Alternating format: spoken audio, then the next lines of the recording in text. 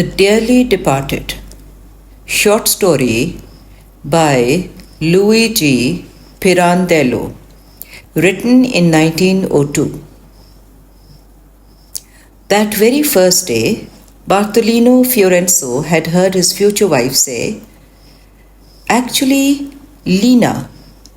No, my name isn't Lina, it's Carolina. The dearly departed decided to call me Lina, and it stuck." The dearly departed was Cosimo Taddei, her first husband. There he is. Bartolino's future wife had even pointed Taddei out to him. He was still there, smiling and waving his hat, a very animated snapshot, enlarged, on the wall facing the settee where Bartolino Fiorenzo was seated. And Bartolino instinctively nodded back. It didn't even occur to Lina Serolai, Taddei's widow, to remove his portrait from the living room. It was his house, after all. Cosimo Taddei, an engineer, had built it from square one, furnished it elegantly, and in the end left it to her, along with his entire estate. Serolai went on, without taking the least notice of her future husband's embarrassment. "I wasn't happy about changing my name, but then the dearly departed said to me, and if instead of Carolina, I call you Carolina, Dearlina, would that be better? It's almost the same, but so much more. Okay?" "Fine. Yes, that's fine," Bartolino Fiorenzo replied, as if the dearly departed had asked his opinion. "So, Carolina, we agree?" Serolai concluded with a smile. Yes, we agree," the bewildered Bartolino Fiorenzo stammered, confused and ashamed that her grinning husband was watching and waving from the wall. When 3 months later, the Fiorenzos, now husband and wife, left for their honeymoon in Rome, having been escorted to the train station by family and friends, Hortensia Motta, a close friend of the Fiorenzo and Serolai households, commented to her husband, "So, poor Bartolino has taken a wife." "I'd say he had been given a husband, rather." Hortensia Motta, mind you, did not mean to imply that Lina Serolai, formerly Lina Taddei, and now Lina Fiorenzo, was more man than woman. Too much woman, in fact, dear Lina was. But there really wasn't any doubt that of the two of them, Lina had much more experience and far better judgment than Bartolino did. Bartolino, blonde hair, ruddy round face, was like a big baby, an odd one though, balding, but his baldness seemed fake, as if he had shaved the top of his head in order to erase his babyish look. Without succeeding though, poor Bartolino. "How do you mean poor, why poor?" Old Motta, young Hortensia's husband, mewed in a nasal, irritated voice. Motta had orchestrated Bartolino and Lina's marriage and did not want anyone speaking ill of it. "Bartolino is no fool. A very talented chemist he is." "Of course, first rate," his wife sneered. "Quite first rate," Motta retorted. "A very talented chemist indeed. And had he wanted to publish the innovative, profound, and unquestionably original research he had been carrying out since his youth, and till then the sole exclusive passion in his life, undoubtedly, well, who knows which prestigious university of the realm would have awarded him a professorship on the first go. Erudite he was, highly learned. And now he would make an exemplary husband. He had embarked on his conjugal life, pure, a virgin at heart. "Well, as for that," Hortensia remarked, as if when it came to his virginity she was disposed to concede even more. "The fact is, Before Bartolino's marriage to Saralai was decided, whenever she heard her husband advise Bartolino's uncle about the need to marry off the young man, she would burst out laughing. Oh, the laughs she had over it. Yes, my lady, marry him off, her husband would snap at her. Hortensia would stop laughing suddenly. Then go ahead, my dears, marry him off. I'm laughing to myself about what I'm reading. She was reading, in fact. While her husband played his regular game of chess with Mr. Anselmo, Bartolino's uncle, she would read some French novel to the elderly Mrs. Fiorenzo, whose paralysis had confined her to a chaise for the last 6 months. Oh, how gay those evenings were. Bartolino shut up in his chemistry lab, the elderly aunt pretending to listen to the novel even though she no longer understood a thing. And those two old men intent on the game of chess. They needed to marry off Bartolino in order to bring a bit of gaiety into the house. And now they had married him off for real. Poor boy. Hortensia, meanwhile, imagining the young couple on their honeymoon, laughed at the thought of Lena tete-a-tete with that big, bald baby, so inexperienced, a virgin at heart, as her husband said. Lena, who had spent 4 years with her dear engineer Tadei, so worldly, so vivacious, jovial, and enterprising, perhaps even too much so. The young widow bride had probably noted the difference between them by now. Just as the train shuddered in preparation for departure, Uncle Anselmo had said to his new niece, "Don't forget, Lena, you will need to guide him." He had meant guide him around Rome, where Bartolino had never been. She had been there, though, with the dearly departed, on her first honeymoon, and she preserved the memory of even the smallest things, the most minor episodes, a highly detailed, crystalline memory, as if it had been only 6 months rather than 6 years since she had been there. The train ride with Bartolino took forever. The curtains didn't close. As soon as they pulled into the station in Rome, Lena said to her husband, "Just leave everything to me now, please. Put those suitcases down." And to the porter who had come to open the door, "Here, 3 suitcases, 2 hat boxes.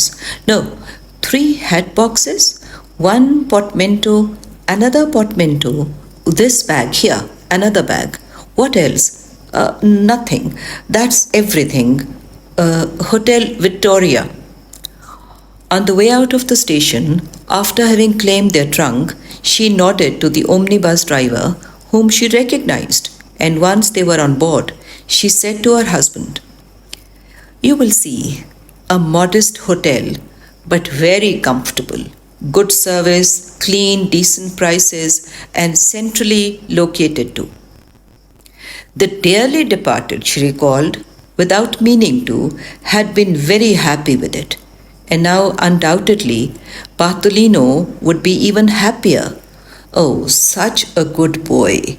He didn't say a word. "A bit dazed, are you?" she said. "Rome had the same effect on me the first time. But you'll see, you'll like Rome. Look, look, Piazza del Terme, the baths of Diocletian, Santa Maria degli Angeli. And that, there, turn around, there in the distance, that's Via Nazionale. Magnificent, isn't it? We'll go by there later." Getting off at their hotel, Lena felt right at home. She would have liked for someone to recognize her, just as she recognized almost everyone. The old manservant over there, for example. Pippo, yes, the same one they had had 6 years ago. "What's our room number?" They had been given room number 12 on the 2nd floor. A nice room, spacious, with an alcove for the bed, nicely arranged. But Lena said to the old manservant, "And Room number 19, Pippo, on the third floor? Could you see if it's free by any chance? Right away, he replied with a bow. Much more comfortable, Lena explained to her husband. With a small room next to the bed alcove, more air too, and less noise, will be much more comfortable there. She recalled that the dearly departed had done the same thing. He had been given a room on the second floor and had it changed for the one on the third. The manservant returned a short while later to tell them that room number 19 was indeed free and at their disposal, should they prefer it. Of course, Lena hastened to say, clapping her hands joyously. And upon entering, she was overjoyed to see that same room with the same wallpaper, the same furniture in the same place. Bartolino did not share her joy. Don't you like it? Lena asked, unpinning her hat in front of the familiar mirror over the chest of drawers. Yes, it's fine, he said. Oh, look, I can see in the mirror that little painting wasn't there before. There used to be a Japanese plate. That must have been broken. But tell me, don't you like it? No kisses. Not now. Not with a dirty nose. Oh, you can wash up here. I'll go to my little washroom. Farewell. And off she ran, exuberant. Bartolino Fiorenzo looked around, feeling rather mortified. He went over to the alcove, lifted the curtain, and looked at the bed. It had to be the same one in which his wife had slept with Tadei for the first time. And Bartolino could see, off in the distance, in the portrait on the wall in his wife's living room, the other man waving to him. For the entire length of their honeymoon, not only did he lie down in that same bed, but he lunched and dined in the same restaurants where the dearly departed had taken his wife. And like a little puppy, he traipsed around Rome after the dearly departed, who guided them through his wife's memories. He visited the antiquities and museums and galleries and churches and gardens, seeing and observing all that the dearly departed had shown his wife. Bartolino was timid, and in those early days he didn't dare reveal how humiliated, how mortified he was beginning to feel, having to follow in each and everything the experiences, advice, tastes, and inclinations of her first husband. His wife didn't mean to hurt him, though. She just couldn't realize it. At 18, lacking any discernment, any real notion of life, she had been completely taken with that man who had shaped her and educated her, who had made her a woman. She was, in short, Cosimo Tadei's creation. She owed everything, absolutely everything to him. And she didn't think or feel or speak or move, if not according to his ways. So why then did she take another husband? Because Cosimo Tadei had taught her that tears are no remedy for calamities. Life is for the living, death for whom it takes. If she had died, he undoubtedly would have taken another wife. So now Bartolino had to do everything her way, Cosimo Tadei's way. That is, their master and guide. Don't think about anything. Don't worry about anything. Just laugh and have fun. Now is the time for it. She didn't mean to hurt him. Not at all. Yes, well, but a kiss at least, a caress, something, anything that was not exactly as he had done. Was there nothing? Nothing at all special that he, Bartolino, made her feel? Nothing uniquely his that might steal her away, even for a moment, from the dead man's power? Bartolino Fiorenzo searched and searched, but his shyness prevented him from dreaming up new caresses. Or rather, he dreamt them up, but to himself. Passionate caresses they were. Yet all it took was his wife, on seeing him turn bright red, to ask, "What's wrong?" And all the passion drained away. He would pull a monkey face and say, "What do you mean? What's wrong?" When they returned from their honeymoon, they were met with unexpected, upsetting, sad news. Mr. Motta, author of their marriage, had died suddenly. Lina Fiorenzo, who when Tadei had died, had Hortensia at her side, offering all the comfort and care of a sister, now rushed to offer her the same. She didn't imagine that consoling her would be a very difficult task. After all, Hortensia couldn't be too terribly afflicted by the calamity. A good man, poor Motta, yes, but extremely annoying and much older than his wife. Thus, on going to see her friend 10 days after the tragedy, Lina was dismayed to find her truly inconsolable. She suspected that her husband had left her in dire financial straits. She ventured a polite inquiry. "No, no," Hortensia hastened to reply amid her tears. But, you can understand." "Understand what? All this suffering? Seriously?" No. Lina Fiorenzo did not understand, and she confessed as much to her husband. "Well," Bartolino said, shrugging his shoulders and turning red as a shrimp at his worldly wife's thoughtlessness. "After all, I mean, her husband died." "Oh, really now?" Lina exclaimed. "Husband? He was practically old enough to be her father. And does that seem like nothing to you?" "But he wasn't that either." Lina was right. Hortensia was weeping too much. During the 3 months of Bartolino's engagement, Hortensia had noticed how distraught the poor young man was at the ease with which his future wife spoke of her first husband in front of him.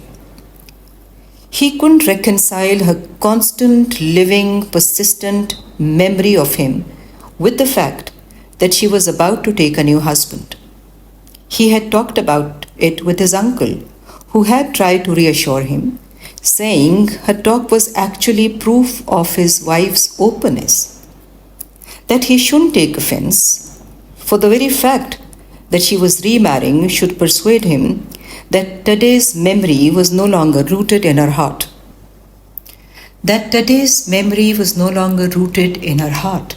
But merely in her mind, since she had no qualms about speaking of him, even in front of her new husband. Hortensia knew that Bartolino was not assuaged in the least by this logic, and she had reason to believe that the young man's unease over his wife's so-called openness had only increased since their honeymoon. So when the couple came to offer their condolences, she had wanted to show herself inconsolable not so much to Lina as to Bartolino. Bartolino Fiorenzo was so pleasantly impressed by the widow's grief that for the first time he dared contradict his wife, who did not want to believe in Hortensia's suffering. His face burning, he said to her, "Excuse me, but didn't you weep too when your—" "Oh, what does that have to do with anything?" Lina interrupted him. "First of all, the dearly departed was—" "Still young, yes," offered Bartolino, so she wouldn't have to say it. "Ah, yes, and I wept, of course I wept," she continued. "But not much." Bartolino hazarded. A great deal, but in the end, I made my peace with it. So there. And believe me, Bartolino, all that weeping on Hortensia's part, it's too much. But Bartolino didn't want to believe her. In fact, after their conversation, he felt his vexation sharpen, not so much with his wife as with the late Tadei, because by now he realized that this way of thinking and feeling were not his wife's, but rather the fruit of the teachings of her first husband, who must have been a tremendous cynic. Didn't he greet Bartolino with a smile and a wave every day when he walked into the living room? Oh, that portrait! He couldn't stand it anymore. It was torture. Tadei was always there, staring him in the face. On his way to his lab, there was Tadei's picture, smiling and waving, as if to say, "Go ahead, go right ahead. I had my engineering study there too. You have set up your chemistry lab there now. Good work. Life is for the living, death for whom it takes." Or to the bedroom. Tadei's image tormented him there as well. He would laugh and wave. "Help yourself. Go on. Help yourself. Good night. Are you happy with my wife? Ah, yes. I taught her well.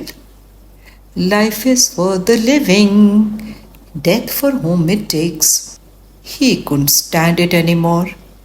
The entire house was full of that man, as was his wife. And he, so peaceable before, was now constantly seized by agitation, even though he tried to hide it. Finally, he began to act strangely so as to upset his wife's habits, except that Lena had developed these habits as a widow. The vivacious Cosimo Tadei didn't have any habits and had never had any. So when Bartolino first began acting strangely, his wife scolded him. "Oh God, Bartolino, just like dearly departed." He didn't want to give in though. He forced himself to come up with new whims. But whatever he tried, it seemed to Lena that dearly departed, who had gotten up to all sorts of mischief, had done the same. Bartolino lost heart, even more so because Lena seemed to discover a liking for his whimsies. If he kept it up, she really would think she was seeing the dearly departed all over again. And so Bartolino, to give vent to the anxiety mounting inside him from day to day, devised a distressing plan. In truth, he didn't intend to betray his wife so much as to avenge himself on the man who had taken all of her and who held her still. He was convinced that his wicked idea had come to him spontaneously. But actually, it must be said in his defense that it was practically suggested to him, insinuated, infiltrated by the woman who, when he was still a bachelor, had tried in vain many times to tempt him away from his overzealous study of chemistry. For Hortensia Motta, it was sweet revenge. While appearing profoundly sorry to betray her friend, she let Bartolino know that even before he had taken a wife, it was practically inevitable. It didn't seem so inevitable to Bartolino, and yet, good boy that he was, he felt disappointed, cheated almost, by how easily his plan had worked. Left alone for a while there in good old Mota's bedroom, he repented of his wicked deed. At a certain point, his eyes fell on something shimmering on the rug, on Hortensia's side of the bed. A gold locket and chain, which must have slipped off her neck. He picked it up, with the idea of giving it back to her. As he waited, he fingered it nervously and without meaning to open it. He was astounded. Even there, a tiny portrait of Cosimo Taddei, laughing and waving